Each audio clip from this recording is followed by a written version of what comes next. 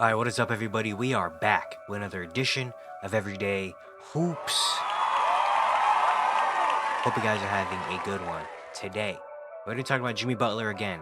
He officially has requested a trade from the Miami Heat, and we're going to talk more about, the Jimmy Butler situation because it's just been one of the biggest stories in the NBA, and we're going to talk about it again here in today's video. Thank you guys for the views on the videos and the shorts recently. I really appreciate it. If you do like the content around here, consider subscribing, liking, turn notifications, do all stuff like that. I'd really appreciate it. Really upset a lot. Link to my Twitter and all that stuff down in the description below. And yeah, don't waste any more of your time. Let's get right into it. So, Jimmy Butler has, kind of officially requested a trade from the Miami Heat. We already knew that there was so much going on from Pat Riley in the offseason to, his contract extension not really going out to so many reports for the past month saying, Jimmy, maybe does he want to request a trade? Pat Riley saying, I don't want to trade him. The Heat and his relationship going downhill. And then it all came together to last night where the Heat got blown out by the Indiana Pacers. And after the game, Jimmy Butler went to the media and he had a very interesting post game, interview. Like, okay. So I got all of it pulled up right here in words. So the reporter asked, how did you feel about your performance focus tonight? He said, quote, I feel great. I was focused, feel like I did my job well, at least what my job is now. End quote. Reporter says, when you say what your job is now, we're not used to seeing you stand in the corner for extended periods like that. Is that a team approach that has cast you that way? And for you to be your best version of yourself? Can that be your role and can you thrive to the best of your ability? Butler says, quote, it can be my role here, but that's not what I'm used to. I haven't been that since my first, second, third year in the league, where I just went out there and just played defense. I compete. I guarded. I try not to let my man score. That's what I'm doing now. End quote. Reporter says, Coach was in here saying he wants to get you more at the point, get you more activated. Is that something that you're amenable to? Butler says, quote, that ain't going to fix it.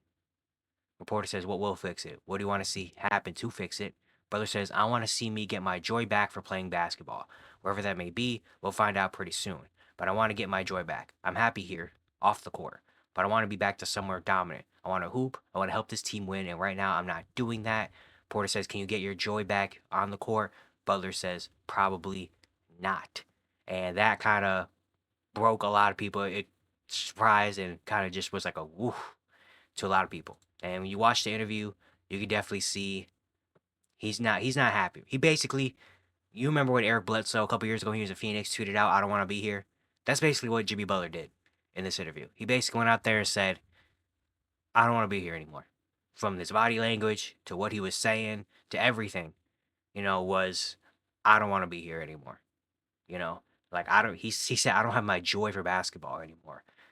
And then a little bit after this interview, the big report broke from Brian Windhorst and Shams, officially saying that Jimmy Butler requests a trade from the Miami Heat. Um, and he's indicated to the Heat he wants them to trade him and is open to playing anywhere other than Miami. Apparently, he did not give, because usually when star players like this request a trade, they give like, all right, I want to go to here, here, here, here, here. But Jimmy Butler did not give apparently any destination, saying he just wants to go wherever it is, except Miami. He thinks he can make any team a contender. He also said he'll participate in all team activities and do whatever they ask of him. But, right now, he's not really, vibing with Miami Heat.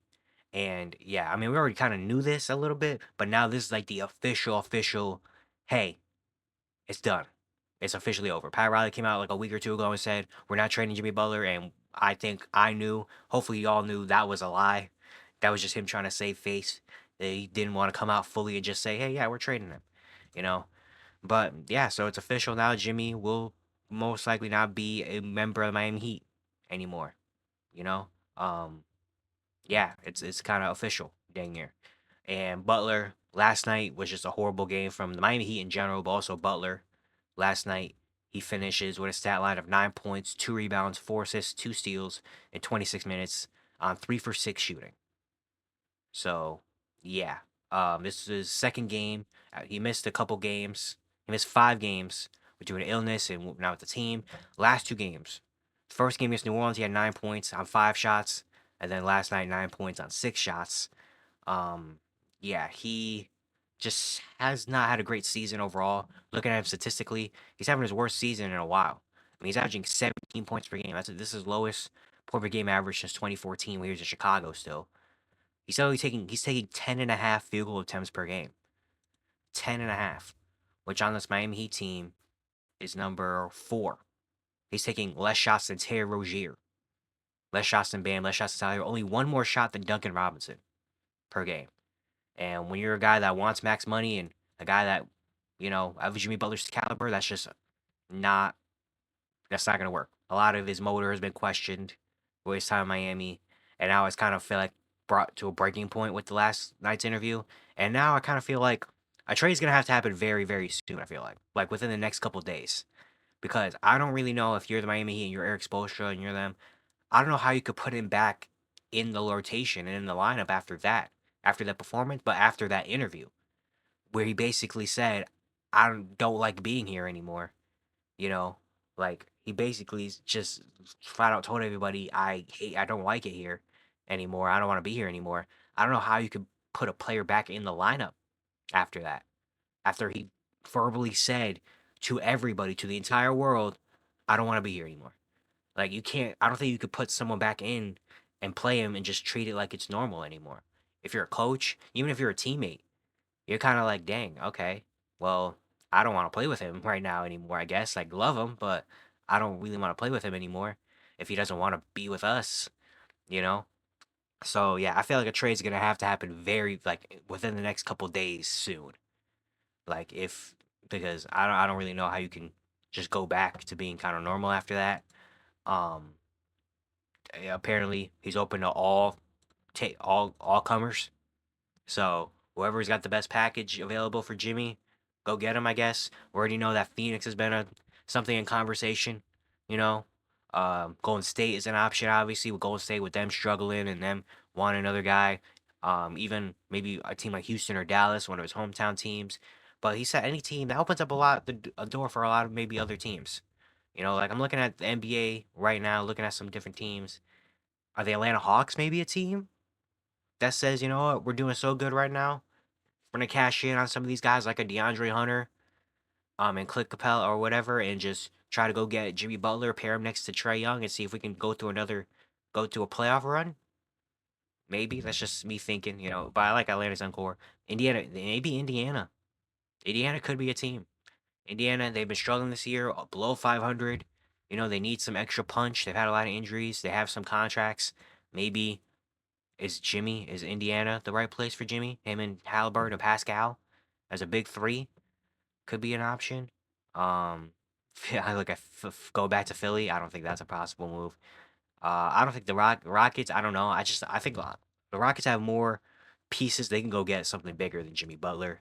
I feel like Denver is Denver the right place for Jimmy? You have Jimmy, Jokic, and Jamal Murray as a big three. I wouldn't mind that, especially for the playoffs. I mean, that's what I'm more thinking about with these teams is playoff Jimmy Butler. Regular season Jimmy Butler, maybe he gets a little bit more energized once he gets traded to a new team and has a couple big games to start. But I'm not really focused on Jimmy Butler in the regular season. I'm focused on Jimmy Butler when it comes to that playoff time, and he could definitely help the Nuggets out over there. The Lakers obviously are always going to be a team. Every time a star is available, the Lakers are always going to be thrown in the hat. The Clippers, I don't know.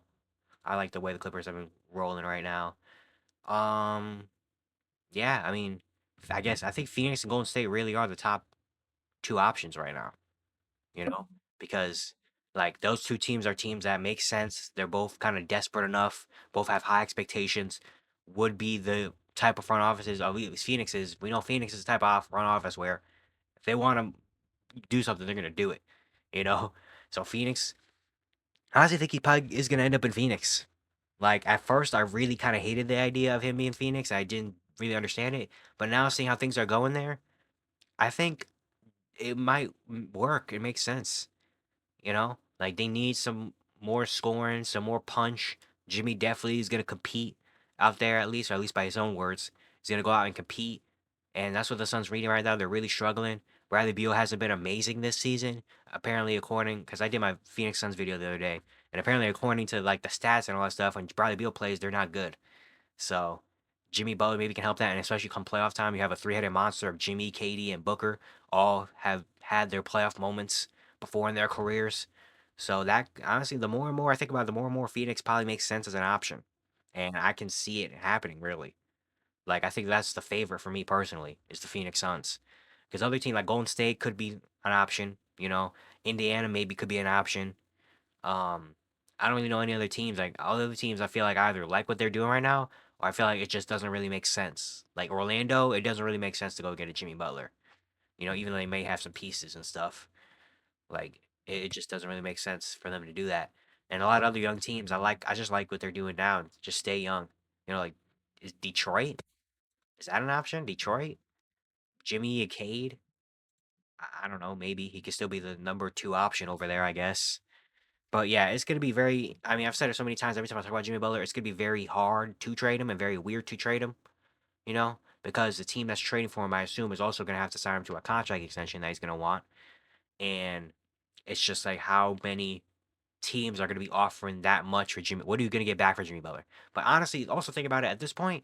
Maybe he don't even really care too much about what they get back for Jimmy Butler. You know, like there was a report that came out. I think I want to say a week or two ago saying they want more win now players. They still want to be able to compete with this team. They are still what six in the Eastern Conference, probably going to be in the playoffs again this year. So, Tyler Hero's playing really good. They still have some good pieces with Hero, Bam. You know, still have a solid team. And I'm never gonna not trust Eric Spoelstra. You know, so maybe they don't really care too much about the return. Maybe it's getting to a point where they just say, you know what, we just gotta get rid of him. We just gotta get him off the team right now. That's gonna be a very unfortunate breakup to a very good marriage. Jimmy in Miami has been fun. I mean, he's had so many good big moments. He's really grown here. Like he was always a really good all-star level player, but I think once he got to Miami, he took another step or two and turned into like superstar Jimmy Butler. You know, like you can argue this is the best tenure he's had on a team.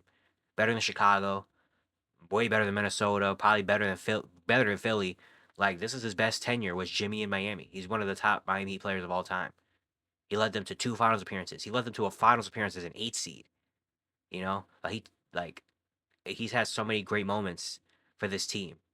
You know, he brought Miami back to being one of the top teams in the East. Well, before Jimmy, they were just kind of in this weird middle ground of being 8, 9 seed, where Hassan Whiteside and Deion Waiters and Goran Dragic which were fun teams, but we realistically weren't good enough to be a real threat. Jimmy brought them back to being a real threat. You know, so it's gonna be a very unfortunate end to a really fun and good era for both sides, for Jimmy and for the Miami Heat. But it's getting to a point now where they gotta move on. It really has to be. And after that interview last night, that was kind of the breaking point of everything, you know? So we'll see what happens. We'll see if Jimmy does get traded, where he does get traded, how long is it going to take. You know, I assume, honestly, I'm kind of scared to put this video out because I get a feeling maybe it could happen today and I might not be around later to record a video for it. So this video is gonna go up, and it's gonna be like 20 minutes later. Jimmy Butler gets traded. I'm gonna be so mad if I put this video out and then like right after the video comes out, it happens. But you know that's the risk you got. You got to take risks sometimes. But yeah. Let's see what happens, man. I'm very, and I kind of wanted to end quickly. You know, like at first it was really fun and interesting to talk about, but now it's kind of at a point where it's like, okay, like we've everything's been said already. So many things have been said and done. Like it's time for it to just happen. I don't want to wait it out for another 2 months. On well, one month actually, because the trade deadline is next month. I don't want to wait for an entire month for this to happen. Let's just get it over with now, because this is the only thing that's gonna get talked about until it actually does happen. So, can we just speed this up and let it happen, please? So yeah, just gotta keep our eye and see where Jimmy will be playing in another month. But yeah, it's gonna be it for today. I hope you guys enjoyed. Once again, if you enjoyed the content around here, consider subscribing, liking, turn on notifications, do all stuff like that. I'd really appreciate it. It really helps out a lot. And yeah, I'll see you guys tomorrow.